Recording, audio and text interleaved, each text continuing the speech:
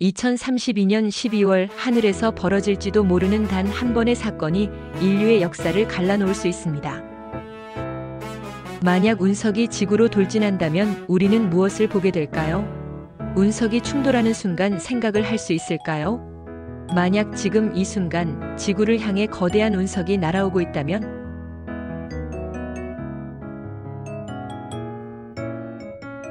우리가 아는 문명은 단 몇 분 만에 끝날지도 모릅니다.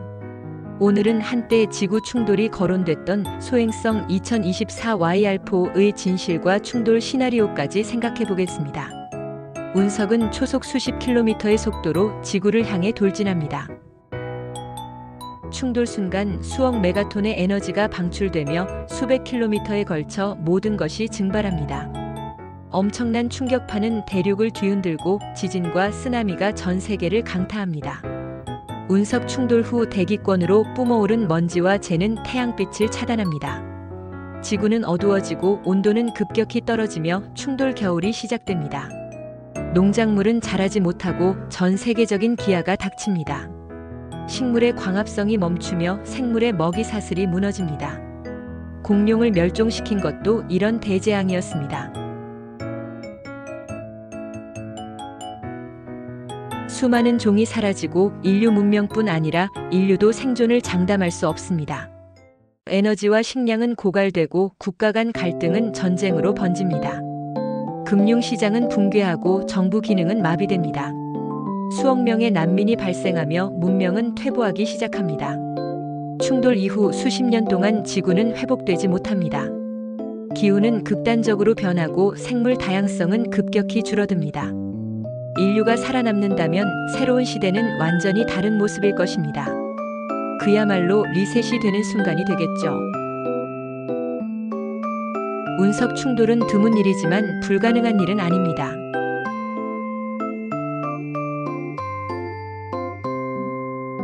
우리는 지금 이 소중한 지구를 지키기 위해 무엇을 해야 할까요? 하늘을 올려다보는 것, 그게 우리의 미래를 지키는 첫걸음일지 모릅니다. 단도직입적으로 말씀드리면 현재 과학자들의 결론은 지구는 안전입니다. 하지만 이 과정에서 우리가 배운 것들, 그리고 만약이라는 단어가 남기는 숙제는 결코 가볍지 않습니다. 자, 그럼 2024 YR4가 누구인지부터 차근차근 알아보죠. 2024 YR4는 2024년 말 남반구 관측소에서 처음 포착된 근지구 소행성입니다. 태양을 도는데 약 4년이 걸리고 지구 궤도와 교차할 수 있는 아폴로형으로 분류됩니다. 크기는 대략 53m에서 67m 정도입니다. 감이 안 오신다면 아파트 15층 길이의 바위 하나가 우주에 떠다닌다고 생각하시면 됩니다. 표면은 불규칙하고 거친 암석질로 추정되고 회전도 매우 빠른 편입니다. 이 정도라면 지구가 파괴되거나 생물 멸종급의 재앙은 아니지만 도시 하나 정도는 초토화시키기엔 충분합니다. 서울 같은 대도시에 떨어진다면 인명, 재산 피해는 상상도 할 수 없습니다. 발견 직후 한동안은 계산상 지구 충돌 확률이 3에서 4%까지 거론되기도 했습니다. 특히 2032년 12월을 향한 최악의 경우의 수가 관심을 끌었죠. 하지만 시간이 지나며 관측 데이터가 쌓였고 궤도 계산의 불확실성이 빠르게 줄었습니다. 그 결과 현재는 지구 충돌 위험이 사실상 1% 이하로 평가되고 있습니다. 여기까지가 팩트입니다. 다만 달과의 충돌 가능성은 작게 남아있어 과학자들이 계속 주시하고 있습니다. 이쯤에서 많은 분들이 묻습니다. 왜 확률이 이렇게 요동치나요? 초기에는 관측 지점이 몇 개 되지 않아 가능한 궤도 후보가 넓게 펼쳐집니다. 그래서 컴퓨터가 계산해내는 가능성의 구름이 우리 눈엔 큰 위협으로 보일 수 있어요. 그런데 시간이 지날수록 새로운 관측이 더해지면 그 가능성은 점점 작아집니다. 즉, 불확실성이 줄어들수록 충돌 확률은 대부분 급격히 떨어지는 거죠. 2024 YR4는 앞으로 2028년 12월에 한 번 더 근접 통과할 전망인데 그때 얻어지는 추가 데이터는 2032년에 대한 예측을 더 정확하게 해줄 것입니다. 자, 그렇다면 만약 이 운석이 정말 지구에 부딪힌다면 어떤 일이 벌어질까요? 크기가 약 60m인 암석질. 소행성의 전형적인 위험은 대기권에서 산산이 부서지며 일어나는 공중 폭발, 에어버스트입니다. 수치 자체는 속도와 밀도, 진입 각도에 따라 달라지지만 도시 파괴급이라는 표현이 과장이 아닐 정도의 충격파와 열복사가 발생할 수 있습니다. 첫째, 대도시 상공에서 공중 폭발이 일어난다면 수 킬로미터 반경의 유리창이 연쇄적으로 깨지고 강력한 충격파가 건물 외장재와 구조물에 손상을 줍니다. 열복사로 인한 화재가 동시다발적으로 발생하면서 긴급 대응 체계는 순식간에 포화 상태에 이를 수 있습니다. 대규모 정전, 통신장애, 도로와 철도의 일시 마비까지 겹치면 도시 기능은 단기간 크게 흔들리겠죠. 둘째, 연안 해상에서 폭발하거나 충돌한다면 이야기는 조금 달라집니다. 국지적인 쓰나미가 항만과 연안 도시를 덮칠 수 있고 항로와 해운 일정이 꼬이면서 원유와 곡물 같은 핵심 물자의 물류가 지연됩니다. 항만 시설들의 침수와 염수 유입은 복구에 더 많은 시간과 비용을 요구합니다. 셋째, 내륙 지상 충돌의 경우에는 큰 분화구가 남고 토사와 파편이 넓은 범위로 쏟아집니다. 만약 석유 저장 시설이나 화학 플랜트 같은 위험 산업과 가까운 곳이라면 2차 사고의 위험도 배제할 수 없습니다. 산불 확산과 농경지 피해 역시 큰 문제입니다. 공통적으로 위성, GPS, 통신 등 우리 삶에 보이지 않는 기반이 동시에 흔들릴 수 있습니다. 전리층 환경 변화와 파편에 의한 충돌 위험 증대로 항공기 운항은 우회가 필요해지고 네트워크 속도 저하와 간헐적 장애로 금융, 물류, 응급의료 시스템까지 연쇄적인 영향을 받을 수 있습니다. 그렇다면 환경은 어떨까요? 대기권에 뿌려진 먼지와 에어로졸은 일시적으로 햇빛을 줄여 지역적이고 단기적인 냉각을 유발할 수 있습니다. 하늘이 몇 일에서 몇 주 동안 옅게 뿌옇게 보이는 현상을 경험할 수도 있죠. 농업에선 수확량 변동이 생기고 도시는 태양광 발전량이 떨어질 수 있습니다. 다만 60m급 충돌 하나로 지구 전체 기후가 장기적으로 파탄나는 수준은 아닙니다. 피해의 성격과 강도는 충돌 위치, 계절, 기상 조건에 따라 크게 달라집니다. 사회적 파장은 그 자체로 또 다른 도전입니다. 금융시장의 불안, 재보험과 보험 산업의 압박, 물류비 상승, 특정 지역의 장기 복구 비용이 국가 재정과 지역 경제에 부담을 줄 수 있습니다. 재난 대응 역량을 얼마나 분산시키고 얼마나 빨리 복구할 수 있느냐가 도시의 회복력을 가르는 핵심이 될 것입니다. 이제 질문을 바꿔보죠. 만약 달과 충돌한다면? 많은 분들이 바다가 크게 요동치는가, 지구의 자전이나 공전이 바뀌는가 같은 상상을 하십니다. 실제로는 달의 질량과 궤도 안정성이 워낙 커서 이런 크기의 소행성 한 번으로 우리가 체감할 정도의 조석 변화가 나타나진 않습니다. 밤하늘에서 아주 밝은 섬광과 오렌지색 분출이 보일 수 있고 거대한 먼지 기둥이 달 표면 위로 치솟는 장면은 인류가 함께 목격하는 역사적 광경이 될 수 있습니다. 일부 파편은 달 궤도 주변으로 흩어져 일정 기간 우주선과 위성 운용에 주의가 필요할 수 있지만 지구에 사는 우리한테는 큰 위험이 되지는 않습니다. 아마도 큰 천문 이벤트로 기업들에서는 홍보 및 관광 등으로 경제적으로 도움이 될 수도 있습니다. 그렇다면 우리는 운석 충돌에 대해 무엇을 할 수 있을까요? 답은 의외로 단순합니다. 감시, 경보, 그리고 대응입니다.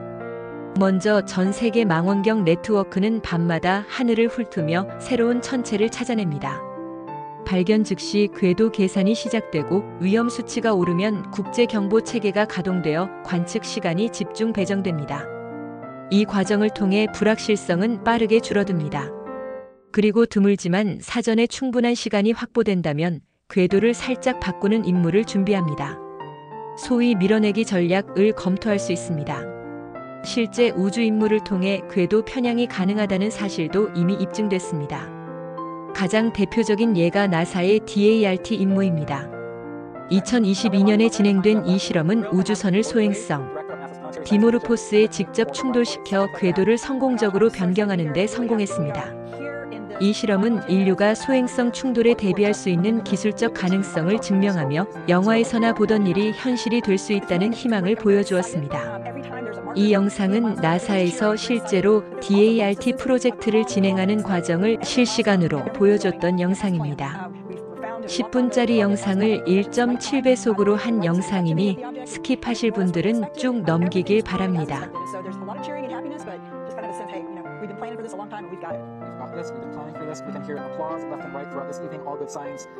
What are they focused on at this critical juncture, Lori? It is basically years of planning, 10 months of making sure we get to this point after launch, and they've been juggling a lot. Is there anything in particular that they are glued on as we enter this moment of truth? Yeah, so the main thing they've been watching is getting to that point where we could do the precision lock, where we have good enough signal coming back and enough confidence in where we are relative to Dimorphos that we could really do that precision lock onto the target. It's hands off now, right? We're not, the spacecraft is going to drive itself, and really focused on that point where they could be precision locked. And they're also thinking about looking at and reassessing continuously what's the probability of miss, right? As you get closer and closer, that probability should get smaller and smaller, and it is. It looks really, really good right now.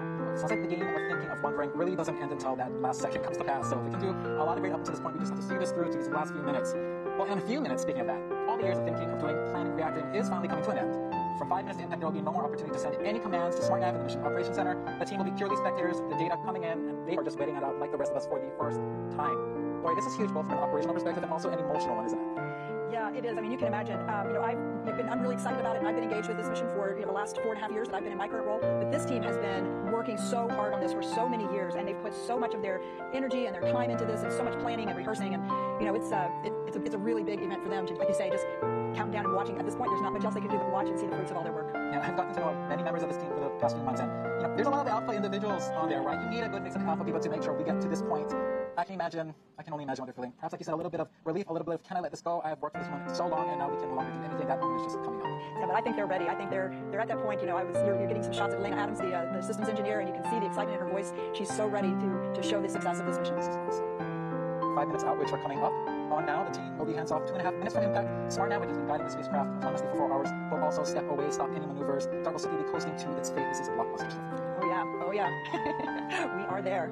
And we are very soon about to open up these airwaves in the Mission Operations Center. We'll stay plugged in all the way through impact. Remember, at this point, 5 minutes out, no more commands to SmartNav will be possible. The team is watching it just like you and me and the rest of us.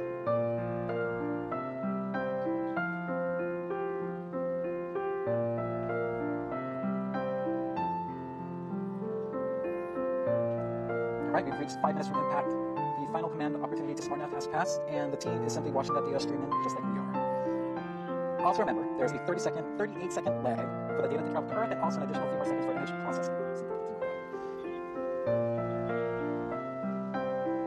You should be hearing the chatter in the Mission Operations Center momentarily. This is Darko Messi on TT Mach. 5 minutes to impact. 5 minutes to impact. We are at 1,100 miles away. Also, our window for sending any commands to the spacecraft is done. Contingency is done. This is a great vibe in that Mission Operations Center right now, Lori. It really is. They are so excited. I'm honing in looking at these images as we get closer and closer, and you look at Didymos, and you're starting to see this physical body appear there. It's incredible. Just incredible. I'm still having a hard time believing this is real imagery coming in near real time.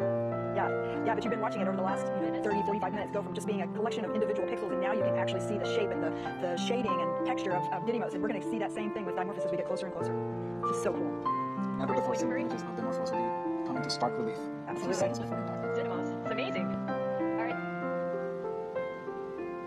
The team is standing, just recognizing this moment years in the making. It is really nice to see them relax a little bit, get off from those computers that they've been to, and just appreciate this moment. Yeah, and they've earned this. It's just great to see them there.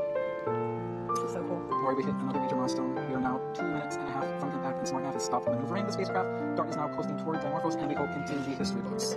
Absolutely. This will be, I'm sure you've heard it many times tonight, humanity's first ever attempt at trying to move another celestial body, and also our first attempt ever to execute a mission in sole purpose of planetary defense. So what an exciting time. Yeah, and I'm starting to see Dimorphos start to come into view there. You can see it starting to take shape. I'm starting to see individual boulders on Didymos. Unbelievable clarity of images there. Going in on projected distance, it's going to be about 17 meters. All right. All eyes once again, space telescopes, ground telescopes from every continent on Earth. Yeah. All right. 2 minutes out. Does not look like one single rock to me. We're getting close.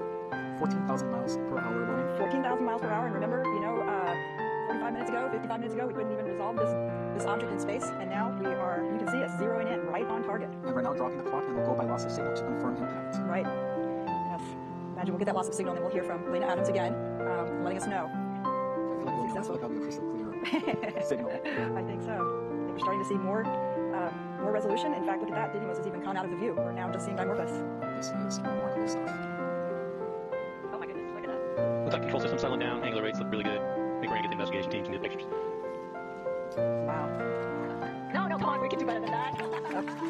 Starting to see those individual boulders there. You can see shadows of the various rocks on the surface. Impact. Amazing, guys. Oh my goodness, look at that. Unbelievable. Yeah. Looks to me like we're headed straight in.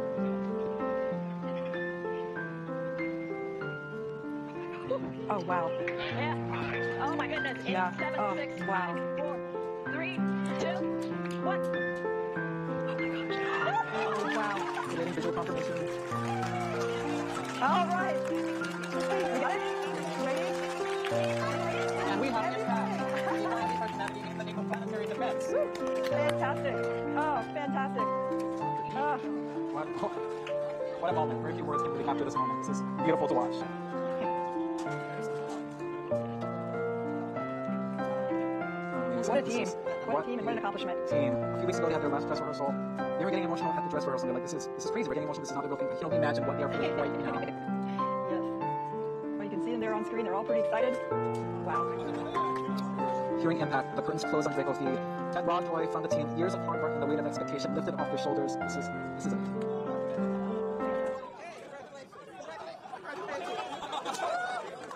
This is beautiful. And Lori, really, this is a huge moment for the mission. Lots more work needs to happen in the days. weeks. Absolutely. Now, as I always say, it's one of my favorite missions. Now is when the science starts. It just starts now. Now that we've impacted, now we're going to see for real how effective we were. We're going to train all of those ground-based telescopes on the Didymos Dimorphos system, and we're going to make measurements that will help us determine just what its orbit looks like now relative to what it was before. So it's going to be great. Very cool.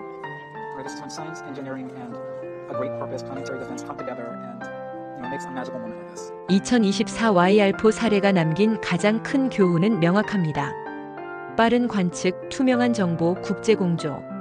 이 세 가지가 인류의 방패입니다. 여기서 자주 나오는 오해 5가지도 짚고 넘어가겠습니다. 첫째, 60m면 인류 멸종이다. 아닙니다. 도시 단위로는 치명적일 수 있지만 멸종급은 훨씬 더 큽니다. 둘째, 달에 부딪히면 지구의 바다가 미쳐 출렁인다. 아닙니다. 체감할 조석 변화는 기대하기 어렵습니다. 셋째, 관측기관이 정보를 숨긴다. 아닙니다. 위험 수치가 오를수록 더 많은 기관이 공개적으로 검증에 참여합니다. 넷째, 확률이 낮으니 신경 끄자? 아니죠. 낮은 확률이라도 피해가 큰 사건에 대한 대비는 비용 대비 효과가 큽니다. 다섯째, 어차피 못 막는다. 부분적으로만 맞는 말입니다. 사전 시간과 임무 설계에 따라 위험을 낮출 실마리는 분명히 있습니다. 정리하겠습니다. 2024 YRPO 지구 충돌 위험은 현재 사실상 1% 이하로 평가됩니다. 충돌하지 않을 확률이 99%인 것이지요.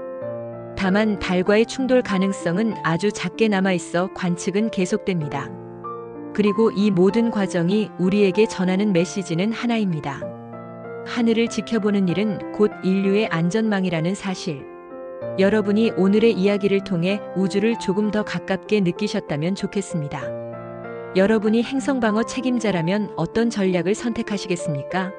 댓글로 여러분의 생각을 들려주세요. 도움이 되셨다면 좋아요만 눌러주세요. 다음 내용은 이어서 작성하겠습니다.